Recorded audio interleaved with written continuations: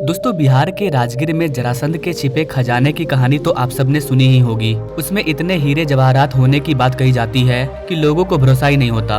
उस खजाने की तलाश अगर पूरी हो जाए तो शायद बिहार भी भारत में समृद्धि के मानचित्र पर अग्रणी राज्यों में शामिल हो जाए। अभी 2 दिन पहले की बात है, मुंबई में हुए एक कार्यक्रम में पीयूष गोयल ने भी बिहार को ऐसा छुपा हुआ रत्न बताया है जिससे कि दुनिया अनजान है। तो अगर आप जानना चाहते हैं बिहार के सीक्रेट के बारे में तो आइए देर न करते हुए आपको बता ही देते हैं। नमस्कार दोस्तों, मैं विकास और आप देख रहे हैं ऑल इंडिया प्रोजेक्ट। मुंबई में चल रहे कार्यक्रम में पीयूष गोयल ने बिहार को ऐसा छुपा हुआ रत्न बताया है जिससे कि दुनिया अनजान है। उन्होंने ये भी कहा कि अगर देरी हुई तो निवेशक हाथ मलते रह जाएंगे। इसका मतलब क्या है? आखिर पीयूष गोयल के कहने का आशय क्या है? क्या उनका कहना यह था कि बिहार में अगर कोई निवेशक, कोई इन्वेस्टर अपना पैसा इन्वेस्ट करता है, अपना पूंजी लगाता है तो वो अच्छा खासा मुनाफा ले जाएगा? इन सारे सवालात के जवाब जानेंगे आज के इस वीडियो में। लेकिन इससे पहले मैं आपको कुछ चीज बता रहा हूँ बिहार की आर्थिक संभावनाओं के बारे में। जो निराश लोग हैं, जिनको लगता है बिहार कुछ नहीं है, दिस डैट, कुछ नहीं हो सकता बिहार के लोगों का, इस तरह के जो नेगेटिव लोग हैं, उनका कहना है कि बिहार एक लैंडलॉक स्टेट है, यानी कि बिहार की सीमा समुद्र से नहीं मिलती है। जबकि इसी देश में पंजाब, हरियाणा जैसे लैंडलॉक स्टेट भी है जो अर्थव्यवस्था की दृष्टि से अग्रणी है।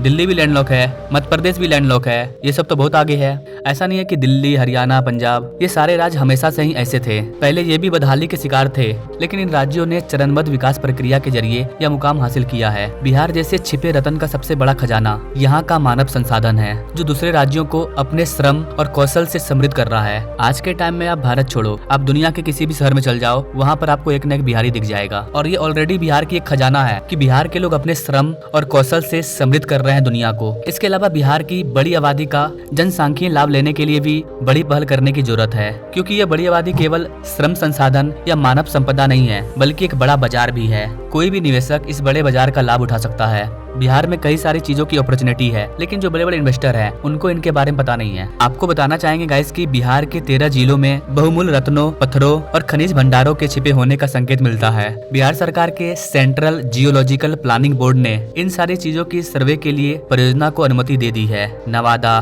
नालंदा, रोहतास, गया, मुंगेर, औरंगाबाद, खगड़िया, भागलपुर, लखीसराय, बांका, जमुई, समस्तीपुर और मुजफ्फरपुर में ऐसे खनिजों की मात्रा का पता लगाया जाएगा। बिहार में कोयला, लो बॉक्साइट और बेलेरियम जैसे खनिजों के भंडार भी मिले हैं। यहाँ भी खनन शुरू होने से कई तरह के उद्योगों की संभावना को बल मिल सकता है। इनमें पर्याप्त निवेश की भी संभावना है। आपको बता दें गाइस कि भले ही बिहार की आबादी 13 करोड़ 70 लाख से अधिक है, लेकिन बिहार 75 करोड़ से अधिक आबादी के लोगों का उत्पादन हब बन सकता है। सोचिए कहाँ 13 लाख और अपॉर्चुनिटी कितनी है 75 लाख लोगों के घर चलाने की। कैसे? एक सिस्टमेटिक तरीके से, जो कि अभी बिहार में नहीं है। पश्चिम बंगाल से लेकर बांग्लादेश, नेपाल के बड़े हिस्से, पूर्वोत्तर भारत के राज्यों तथा भूटान और म्यांमार में बिहार से सुगमता पूर्वक आपूर्ति की जा सकती है। इसके अलावा पूर्वी उत्तर प्रदेश और झारखंड में भी बिहार में तैयार माल की आपूर्ति की जा सकती है। कारोबारिक दृष्टिकोण से बिहार की इस रणनीतिक स्थिति का ध्यान में रखकर लंबी कार्य योजना बनाने की जरूरत है। गंगा नदी में जलमार्ग विकसित होने और ईस्टर्न फ्रेट कॉरिडोर का बड़ा हिस्सा बिहार से होकर गुजरने के कारण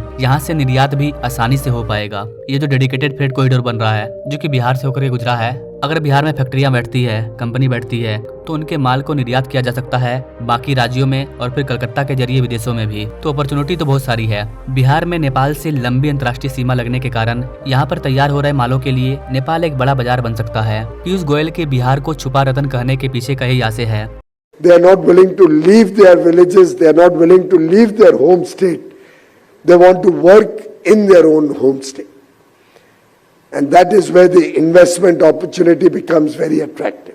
आप खुद जरा सा विचार कीजिए, तमिलनाडु, महाराष्ट्र, गुजरात, साउथ इंडिया के जितने भी बड़े राज्य हैं, बेंगलुरु वगैरह, इन राज्यों में जाकर के बिहार के लोग काम करते हैं। यानी कि बिहार के लोग वहां जाकर के काम कर रहे हैं, तब वो कंपनी चल रही है। ठीक वैसे ही अगर बिहार को डेवलप किया जाए कि वो कंपनियां वहां के बजाय यहाँ पर स्टेब्लिश कर दिया जाए, तो लोगों को कहीं जाना नहीं पड़ेगा, लोगों को वहीं पर रोजगार मिल जाएगा। अगर बिहार में फैक्ट्रियां बनती है तो बिहार में काफी ज्यादा श्रमिक हैं, लोगों को विस्थापन नहीं करना पड़ेगा और कंपनियों को जॉब होल्डर की जरूरत है, श्रमिक की जरूरत है। उन्हें आसानी से सस्ते दामों में श्रमिक मिलेंगे, उन्हें कहीं जाना नहीं पड़ेगा। इस तरह से बिहार के लोगों का लाइफ स्टाइल बदल सकता है। एक बार फैक्ट्री स्टेब्लिश हो गया तो फिर धीरे धीरे पैसा भी बढ़ते चला जाएगा, क्योंकि कंपनी एक बार स्टेब्लिश हो गया तो उसे हटाना इम्पॉसिबल हो जाता है। तो अपॉर्चुनिटी तो बहुत है बिहार में। जरूरत है अच्छे लीडर की, जो बिहार में सिर्फ लोकल इन्वेस्टमेंट नहीं बल्कि फॉरेन इन्वेस्टमेंट को आकर्षित करे। इसके अलावा बिहार में जागरूकता की भी जरूरत है। लोगों की थिंकिंग भी सही होनी चाहिए। अगर आपके राज्य में फैक्ट्री नहीं आ रहा है तो कहीं न कहीं बिहार में भी कुछ गलतियां हैं जो लोगों को नजर नहीं आ रही है, जैसे कि अच्छी इंफ्रास्ट्रक्चर अवेलेबल नहीं है, कई सारी चीजें हो सकती है। इन सारी चीजों पर काम किया जा रहा है और भी ज्यादा काम करने की जरूरत है। बाकी गाइस, आपको क्या लगता है पीयूष गोयल ने ऐसा क्यों कहा होगा